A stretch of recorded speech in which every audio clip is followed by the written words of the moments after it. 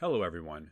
In this video, you will learn how to intelligently split documents into a series of categorized subdocuments using the Cloudmersive Document AI API in Python. We will begin by navigating to the Document AI Swagger page from the Cloudmersive website. Here, we'll find documentation and code examples for all the Document AI API's methods. The split method is found at the bottom of the extract path. When we open this drop-down window, we'll find a description of what this API can do, which amounts to analyzing subdocuments before intelligently splitting them. For example, if we have a multi-page document composed of an invoice, a contract, and a form of some kind, this API will divide that document into 3 parts and return the file bytes for each. It will define the start and end page for each category, and it will give us the category name as a string to work with. We'll now demonstrate a quick implementation in Google Colab using the Python code examples provided in this window. First, we'll click on the Install SDK dropdown. Copy the pip command we find there, and then run that command in our environment. While the SDK installs, we'll head back to the Swagger page, copy the remaining code examples, which include the imports we need right at the top, and paste them in our environment too. We don't need the print function import or the time import, so we'll just get rid of those now, but they can be useful in larger scale testing. The whole idea of these code examples is to make our lives super easy. All we need to do is configure our API key and host, pass in a file in one of the supported file formats, and then parse the API response into a series of new documents. We'll begin with our configuration snippet.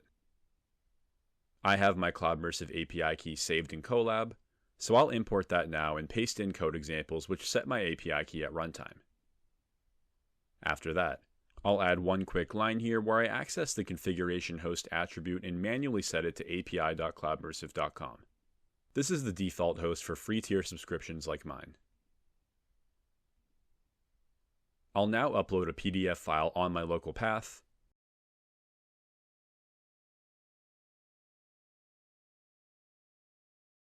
and then hardcode the file name to my input file variable.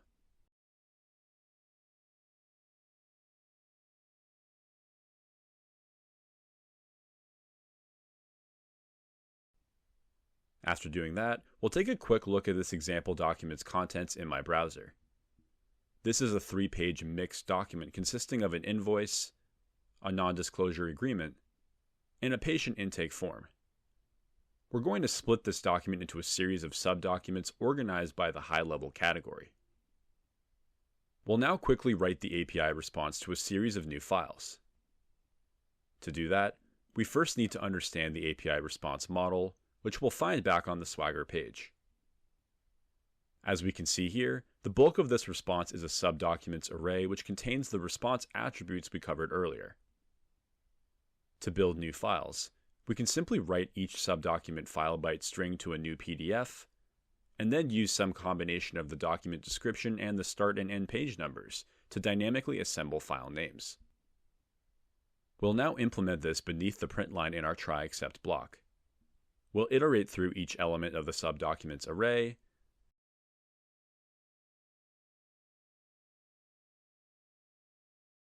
then create an output file variable which concatenates the description, page numbers, and PDF extension into a name.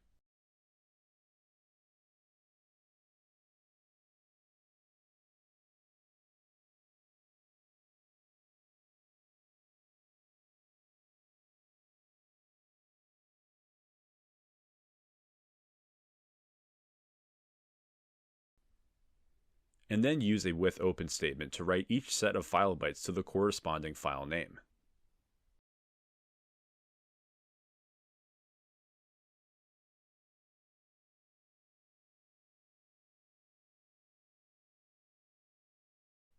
When we're done, we'll run our code and jump ahead to our API response.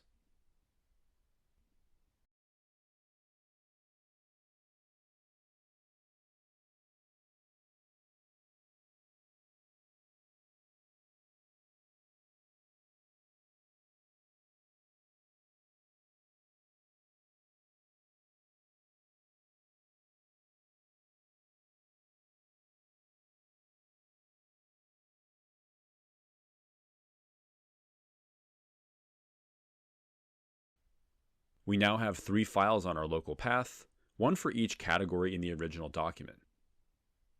If we open each of these, we'll find that Document AI correctly categorized each document into its respective high-level category.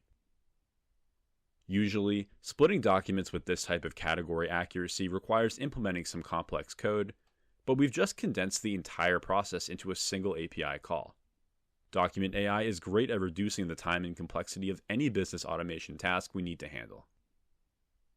And that's all there is to it. If you have any questions about implementing Document AI APIs after following along with this video, please do not hesitate to contact a member of our team.